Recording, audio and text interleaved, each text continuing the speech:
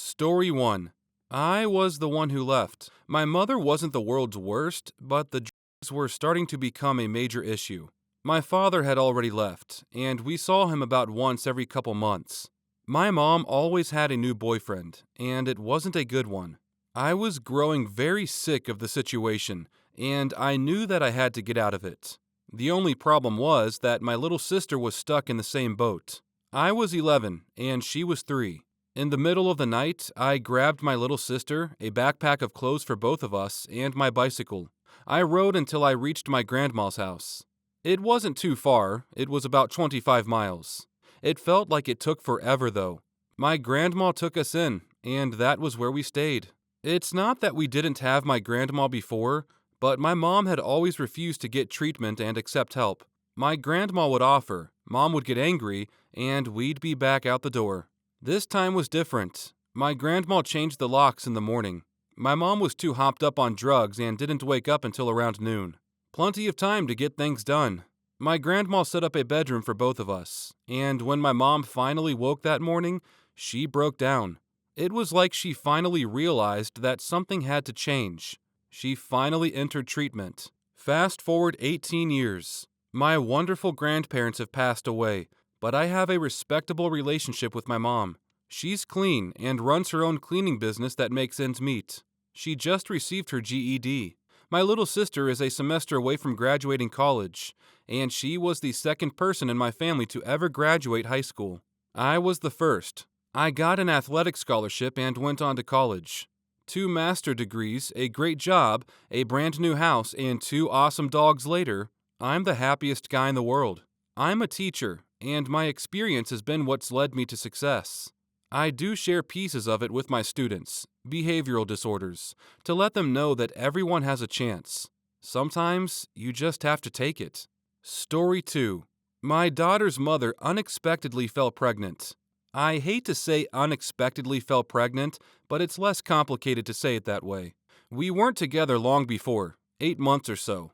We'd talked a lot about going traveling. She'd done a little and wanted to take me to see all these cool places she'd been, and we'd both go and see some cool places together. Becoming a mother pretty much seemed like it was the end of the world for her. I tried to be optimistic, tried making up stories about how we'd be cool parents who traveled the world with our kid, and our kid would grow up with massively broad horizons. I don't know if she ever believed that could be a possibility, but eventually our daughter was born. I just wrote and deleted an essay. Even now, I don't want to portray my daughter's mother as someone who just abandoned her child, but I'll cut it down. There was no motherly instinct in her. Whether it was there or she just didn't want to be a mother, I'm not sure. She had her life planned out, and a baby messed it up. After 4 to 5 months of heartbreakingly never seeing any love for our daughter, I gave her the out she wanted. If you can't or won't be a mother, you know where the freaking door is. Within an hour, she'd packed, called her sister to pick her up, and she left. At first, it was tough to find a rhythm to our lives. But I have some good family who helped me a lot. I grew up the youngest of 4 boys. I know all about little girls. At the beginning, every couple of months or so, I sent messages, emails, and/or Facebook. In 3 years, I never received a reply. Not a word from her since the week she left. Eventually, I deleted her from my Facebook. Beside hurting for weeks, hoping she'd reply, her sister showed me a message, telling her she wished I'd stop sending messages. She just wanted to forget it. It being our daughter. She often referred to her as it when she was pregnant, since we avoided knowing the sex, and even a few times when she was born, until I flipped my crap about it.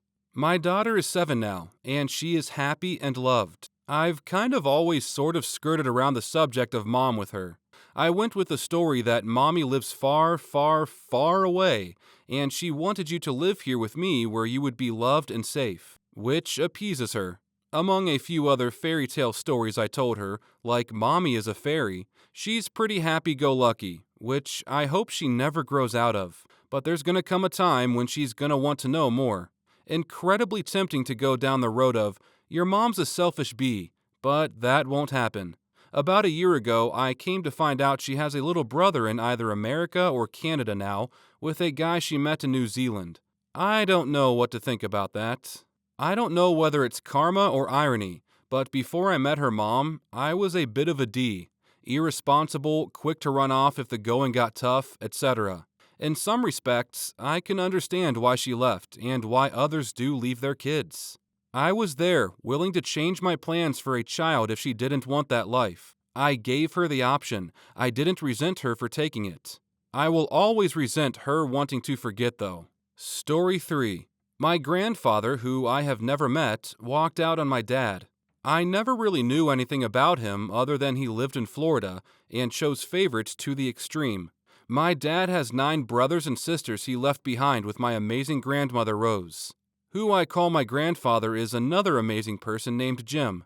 Jim worked at a casket company and listened to my grandmother's story one day at a bake shop, I think. After hearing it, he would send check after check to my grandmother, offering help, which my grandmother would never cash and just let build up. When he realized he wasn't losing any money from his bank account, he showed up at my grandmother's doorstep with another check and talked to her. He lived with her after that until the day she sadly died. Jim is 90 years old and is still kicking. I love that man more than I can express in words. Story 4. Whilst my parents divorced when I was 4, and possibly one of my earliest memories was my dad and his guitar case walking out of the first home I knew, this story is someone else's. I did a 6-month stint as a credit card call center goon leading up to the end of the last year. I enjoyed it, and as much of a cynical prick I may be, I love helping people.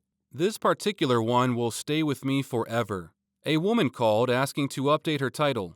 It was listed as Mrs., and she informed me that she'd been divorced some time ago. I offered my condolences, and she stuttered somewhat, but thanked me, saying it was for the best.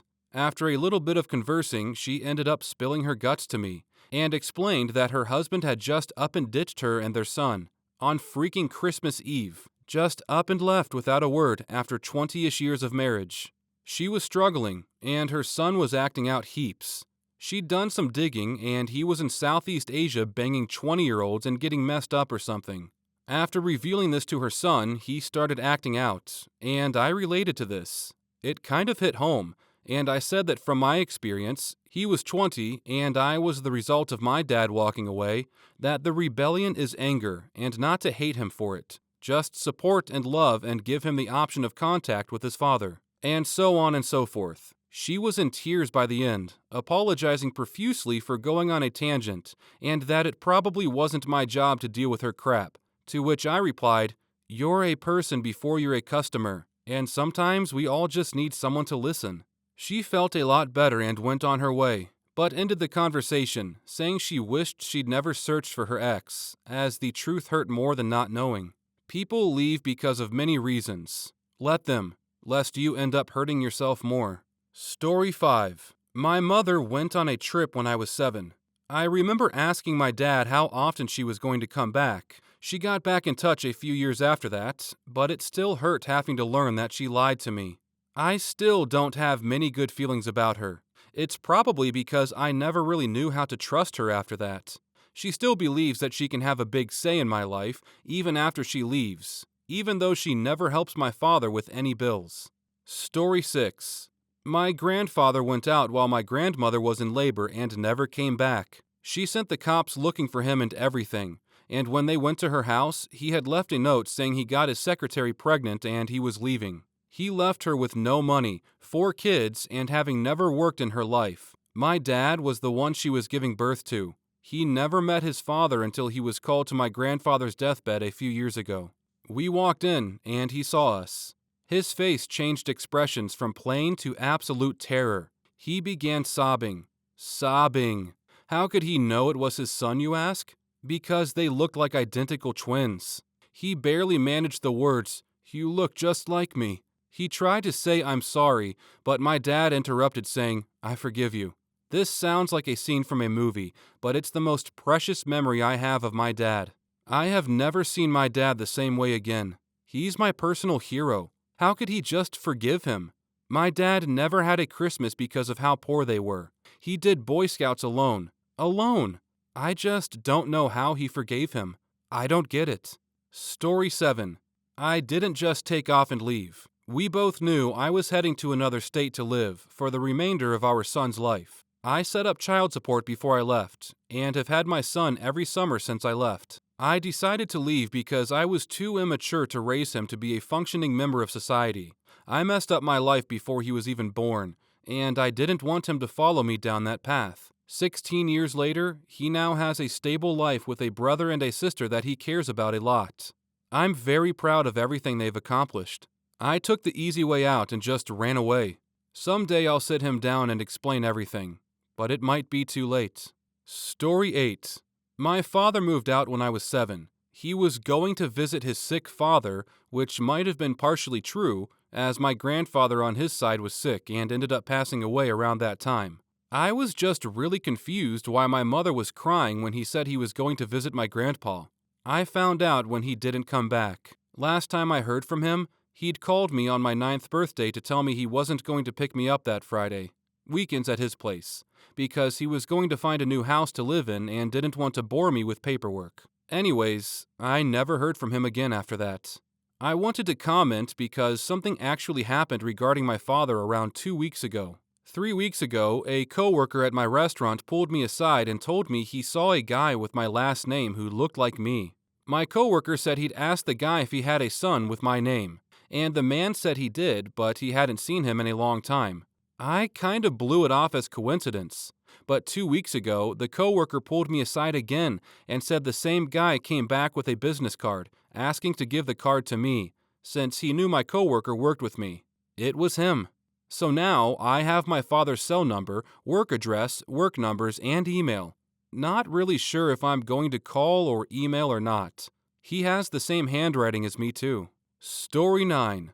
My mom didn't really follow the gonna get SIGs LOL be right back route. It was made very clear she was leaving because she was a mom and felt like my siblings and I robbed her of her youth. With that being said, I was 8 years old when it happened. There were warning signs that she was going down that path. She stopped taking care of her kids. We stopped going to school. For me, I was being bullied, and it was better to not go than to go and be made a laughingstock. She stopped making food. She'd give us money to go to the convenience store and pork out on Twinkies or something junk food related. My dad was never home because he was working at a prison and often would pull long shifts, which gave my mom time to plan her escape. The internet was starting to become a big thing, so my mom was using it as a tool to find single younger men and to get them to bring her youth back. She was in her early 30s. Anyway, eventually, my dad got wind of what's going on. It was actually the school that made him realize something was wrong. My mom didn't care about us not going to school, but made it clear that should we leave and wander the neighborhood, we should run from people who would recognize us. Well, the principal went to see why we weren't in school. My mom apparently said we were at the park, and the principal, real sweet lady, went looking. Sure enough, we were playing in the jungle gym, and my dad was called. Once that happened, the next thing I know, my mom was leaving. I remember I was in tears, and I just knew I wasn't going to see her again. And I was right. 12 years went by. I went from depressed to resentful to accepting of what happened. I talked to her on Skype once, but that was really it. My grandmother had raised me, and when I turned 14, I immigrated to Canada, where I now reside. November of the 12th year she abandoned me, I found out she was dying of cancer, and it was only a matter of weeks before she would die. I hopped on a plane with my ex's mom, and I saw her. She wasn't 43 when I saw her. She looked like she was 70. Anyway, I spent a good 5 days with her. We didn't talk much. I was comforted by her presence, and she was comforted by mine. It broke my heart to leave her, but I had to go back to work. I'll never forget 3 things though. 1. She said I love you for the very first time. 2. She endured great physical pain to get downstairs to say goodbye to me. And 3. How she begged me not to leave her. She died not even a week after I got back. I will always remember the time I spent with her as an adult, and I'll cherish that. I didn't go see her to make things right or whatever. I had learned by that point she made mistakes, and dwelling on the why of it was all getting me nowhere. She left me as a sickly, soft-spoken, crying little girl, and saw me for the first time before she died as a healthy, strong-willed adult. I got a package from my stepdad about a month later. Inside was a pearl necklace that I wear every day, and a picture of me when I was 8 years old. With it, there was a small note about how she kept that picture with her all the time and would often wonder about me. My siblings had reached out to her, but I never did, so she had more recent pictures of them. But just this one tattered old photograph of me, it made me cry. I know this is a long read, so I'll end it and say that in her case, she may have made some horrific mistakes, but in the end, she would have done anything to change what she did. But I also know that she needed to leave because she was abusing my siblings and I. I love my mom, and I always will. Story 10. My cousin from an extended part of my family decided to disappear. At least, that's what my family tells me. In the late 90s and early 2000s, I spent a lot of time with him and his family in Greenville, South Carolina. They would also come up to North Carolina to visit us.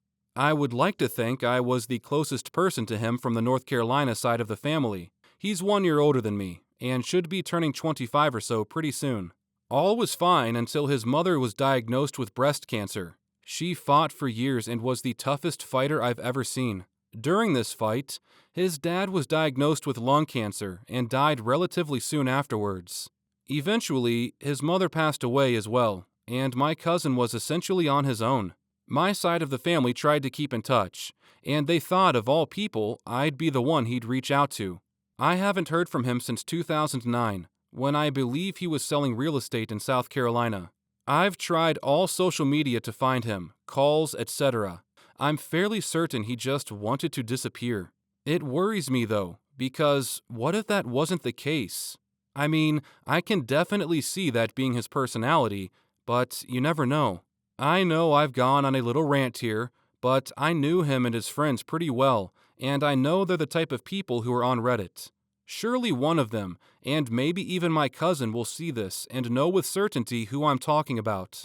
Chris, you don't have to get in touch or even have a friend. Just let me know you're alright. I just wanted you to know that I haven't forgotten about you, and I miss you, man. Story 11. I knew of my mother until the age of around 11. Last time I saw her was 2007 when she came back to my hometown and we drove around. I don't remember anything of the conversation, as I was only a young boy then. Although I do remember one question. She asked if I loved her or my dad more. A simple enough question. Anyone could answer it. Then the harshness of the situation hit me. Silence. I'd just been asked if I wanted to live with mommy or daddy, and never, I repeat, never see the other parent again. I only realized years later the gravity of that decision. My entire life is decided by a simple 3-letter word. Dad. Best freaking decision. I am still unsure about the reason she walked out. I've been told it was to avoid her financial situation. She apparently owes my father a little more than £1,000 and a few companies far more. I'd say never knowing a parent is far easier than knowing a parent briefly and never understanding why they left until you're old enough to get a possible answer that might be untrue, as it's biased towards the other parent. I don't miss her. I have a nice life where I've just started and now finishing university. A loving family as my dad found a wonderful woman and even stepbrothers. So yeah, middle finger to the bee who spawned me. Story 1. My cousin went for a walk once. He was dating this woman who was just an awful human being. She got pregnant, swore it was his, and once the kid was born, the state went after him for child support, as he wasn't on the birth certificate, even though they were living together. Anyways, the paternity test came back showing it wasn't his, and she flipped her lid, just lost it. He asked her to calm down and said he wanted to take a walk to cool off. He left everything he owned, minus the clothes on his back and his wallet, and went for a walk that he never came back from. A few years back, the kid found him. He was 16 or 17, and went on some giant rant about him being a bum and a punk ass and whatever other nonsense. My cousin told him he wasn't his dad. The paternity test showed that. And he had no idea why she told him he was the father and then abandoned them. Kid left a whole hell of a lot more confused than when he showed up, I think. Story 2. I grew up in foster care, and all the homes I lived in either were abusive or run in a business format, collecting cash to house kids. My actual mom was a very heavy drinker and was abusive, hence being in foster care.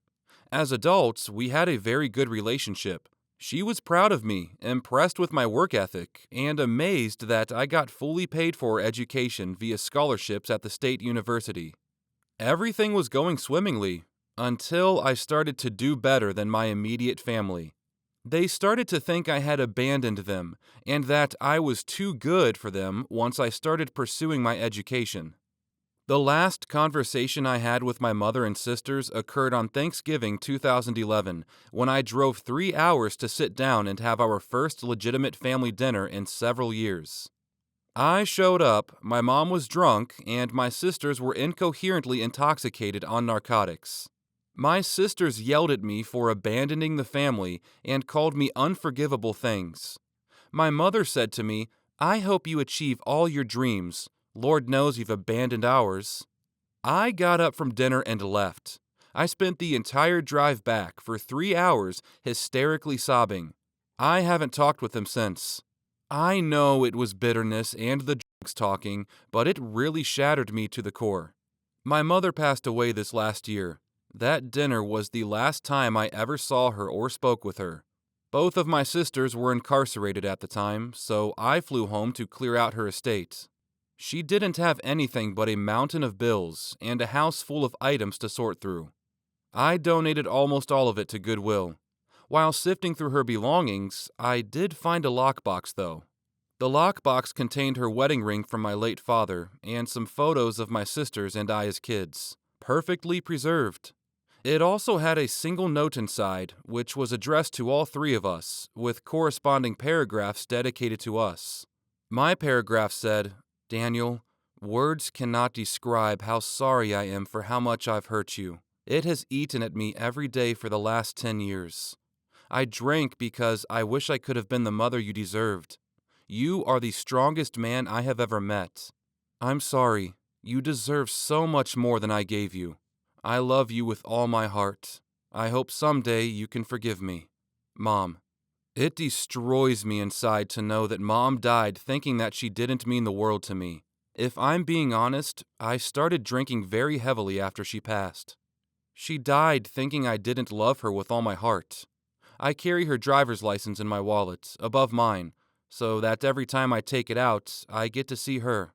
But more importantly, so that she can see me and know that I'm always right here.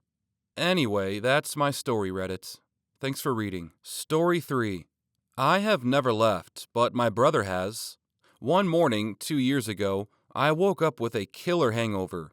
Rolled over in bed, checked my phone, and saw several missed calls and a couple of voicemails from my mother and sister, along with a text message from my dad saying, "Call me." The first voicemail was from my sister, sobbing through the phone. She said, "For the sake of the story, let's call my brother Tom. Tom just tried to commit suicide. He wrote us all a letter and just call me, please." Whoa, this cannot be real. Then my mom's voicemail. "Tom attempted to off himself last night. We haven't been able to reach him, but we suspect he might be heading your way. If you see him, call the police. We need to make sure he's safe." Oh, crap, this is definitely real. We all somewhat suspected depression from him, but this was unexpected. Anyways, I got out of bed and put some clothes on. I open the blinds and I peek out the window, and as if on cue, Tom's crappy old '96 four-door. He was flustered, barely spoke to me, but told me he was leaving for California. Refusing to turn him into the police, I bought him lunch, filled up his gas tank, and then I gave him all of the $26 I had on me and wished him the best of luck. He was back home within 2 weeks, remorseful and embarrassed. I'm glad he's back. Story 4. Mom cornered me in the bathroom after chasing me around the house. Told me to punch her when I tried to leave. Punched me instead. I said I'd call the cops. She said she'd do the same as she's done with my ex-stepdad. Tell him I punched her and it'd be her word versus mine. Next morning, I got into a broken Ford that was still on her name, even though it was mine. I went to get the oil changed. Asked the guy how long he thinks the car could make it. He said I'd be lucky to make it a block. Wouldn't go into reverse, among many other things. All the same, I thought, I'm only going forward. 3 days later, I drove from California to Maryland and spent about 5 years without contact. Reconnected, foolishly thinking people change. People don't change. Last I heard from her, she wanted me to sign over my apartment in Russia so she could sell it and give me the money. I told her I'd happily sign it over, but she didn't need to pretend she'd give me a dime. Like one of the top commenters here, I've also been working since the age of 12, albeit for much less than 8 hours when I started, paper route. Only reconnected because I have sisters, but the brainwashing she's done against me is done. Both sisters are suicidal. One is pregnant at the age of 18, failing grades, and neither will take me up on my offers to help. I make 50 plus an hour tutoring strangers. I'm the pariah who left and traveled the world, but I'm a loser because, well, story 5. Parents were split and absolutely hated each other and would always put me in the middle.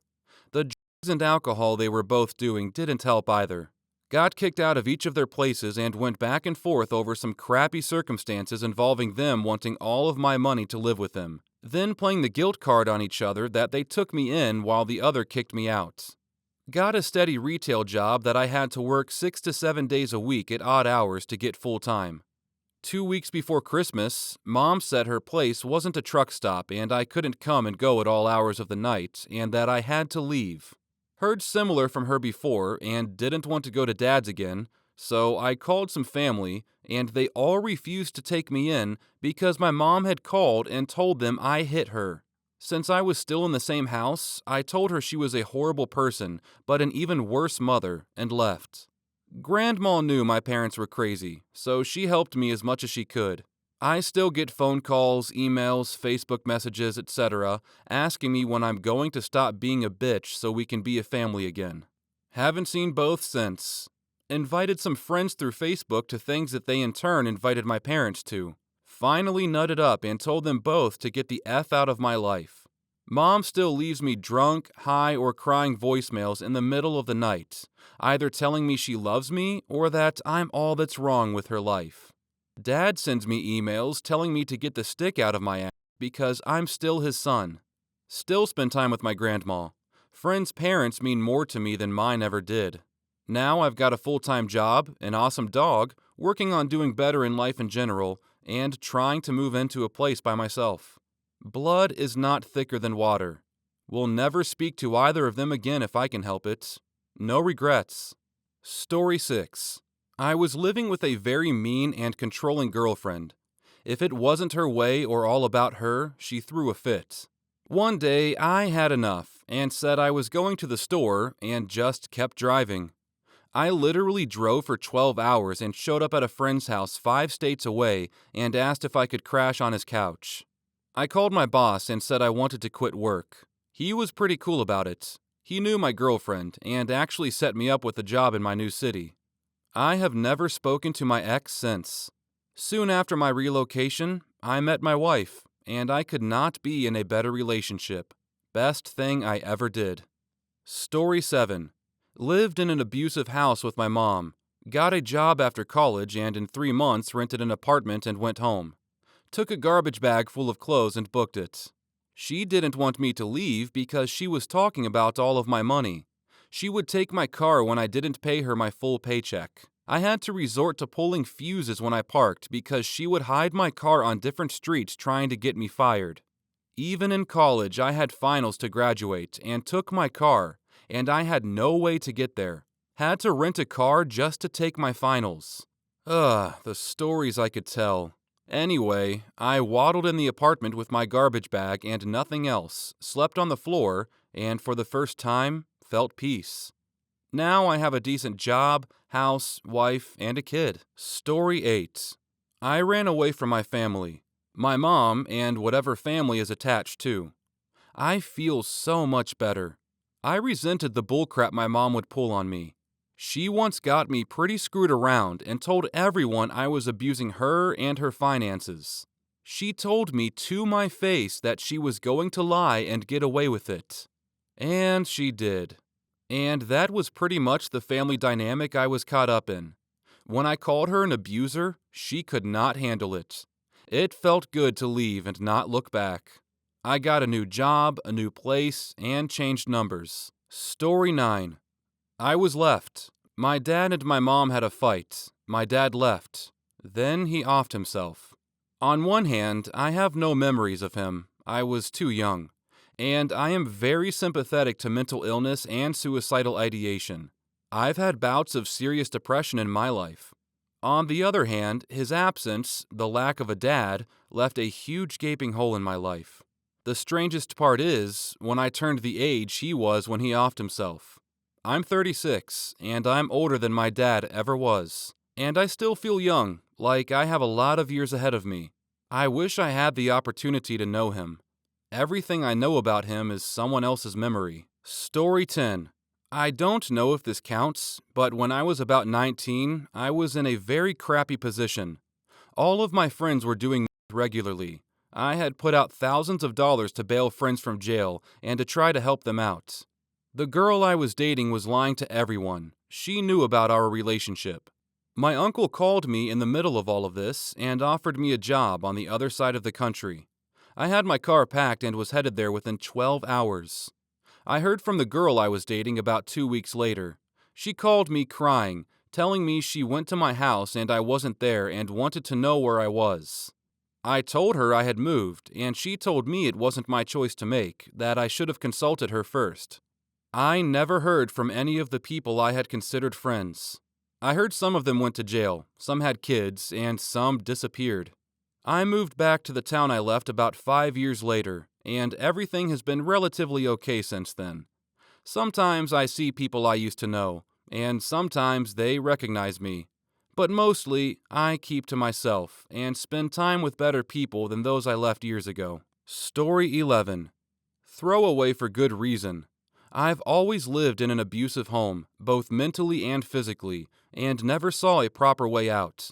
I started working at 14 years old in a convenience store for $8 an hour, and I hid all of the money I made in a locked container in a nearby wooded park. I did this because my parents would have taken my money if they even knew I was working. By the time I turned 18, I had close to $10,000 saved up and had finished high school. I was supposed to start university that year, but early on in the summer, I waited until my parents went out to work, found and took all of my documents, unrolled out of the university program I was supposed to be in, and left. I took a bus to Alberta, and I've been living here ever since, doing labor. It's been a year and a half, and they haven't even searched for me yet. Not that I'm aware of, at least. How is my life now? I'm poor, barely getting by, but at least I'm living alone and happier than I was before. Story 12. Left my family close to 5 years ago to move to California to start a new life. I was 400 pounds, living a lifestyle of prescription drugs and drinking at 17 with my family. I was good in high school and even went to college early, but wasn't able to secure a loan there to continue past the first year. Dropped my life there and came here. It was very rough for a time, but I'm a lot better now. I had some help from my adoptive father, but paid my way, aside from the ticket here. I live on my own now and manage an office selling printer parts and various other moneymakers online. I started my own business last year and have been paying out of pocket to continue school here because the college I went to back home wouldn't release my transcript. I have lost a great deal of weight and am away from unhealthy addictions. My family is, for the most part, very cross with me. My mother died almost exactly 2 years ago. I had planned to go back for her birthday, tomorrow incidentally, in 2013, but she died 2 weeks prior to it. The only regret I have is leaving that door open. I like to think she'd be proud of where I went. Story 13. My father just walked out on us when I was 9, walked out on everything. Racked up a load of debt before he went without my mother knowing, through a gambling habit he had which we didn't even know about until immediately after, and the hounding from the people and companies he'd borrowed money from. Some of them were the kinds of people you didn't really want to owe money to, and the next few years were kind of rough. To add on to that, my mother got sick around the same time, and ended up unable to leave her bed for a few years. I think the illness was caused, or at least exacerbated, by the shock of his leaving. Not going to lie, it was really rough. I ended up getting homeschooling, as they were afraid that he'd show up and pick me up from school one day. And after a little while of that, my confidence was so drained that I avoided school as much as possible. Police were looking for him and eventually found him after a year or two in a town 200 miles away. But he didn't want to get in contact with anyone, and nothing ever came of it. He was an ex-policeman, so I'm guessing he knew what to say, or something like that. Then, a few years later, we got a phone call from a lady who had found his address book, informing us that he had died, and she was looking for his next of kin. It ended with us traveling to where he had been staying, to find an elderly lady he was basically bleeding dry financially. Some of the stories he'd been spinning to manipulate people were incredible. People there thought of him as a hero. He told them about how he'd started a new life after nursing his sick wife with cancer until she passed away. How my brother had been inspired by his story and was working as a doctor abroad, and in his fantasy, I never actually existed. I can't really say I'm angry about it. I grew up afraid that I'd end up just like him. But I think when you're exposed to something like that as a child, you can either see it as an example of how to live, or you can look at it and do everything in your power to avoid becoming it. Story 14. I was 21, in my third year of college, getting drunk and high on pills every single night, puking every single morning. Guy after random guy. Had just had an abortion, 98 pounds and barely scraping by in my classes. One day, I woke up and felt so unbelievably sick and tired of the way I was living, I considered ending my life. Instead of offing myself, I packed up as much as I could fit in my car while my housemates were in class or work and moved to North Carolina to live by the beach. I called my parents and told them what I was doing, which broke their hearts, which broke my heart. I still come home for some holidays. I stayed in a cheap, disgusting motel for 2 months before I saved enough money at my waitress job to get an apartment 40 minutes from the beach. I'm currently married to a wonderful man, completely sober, finished my degree, and have a baby due in December. I can truly say that I'm happy. Story 15. I left my abusive husband 7 years ago. I just walked out the door. I never spoke to him again. I had squirreled away money for years because he controlled my income. He had this idea that I was miserable because we didn't have children, so he tried to change that by raping me so I would get pregnant. He had no idea I was using birth control. I had resigned from my job, so I just left. I could not bring children into that life. I went to live with my parents in a different part of the country. Now, I live in a different country. I have a kind and loving partner, and we have a daughter. I'm happy most of the time. My family doesn't tell people where I live, in case he finds out. I don't know what happened to him. I hope he's dead.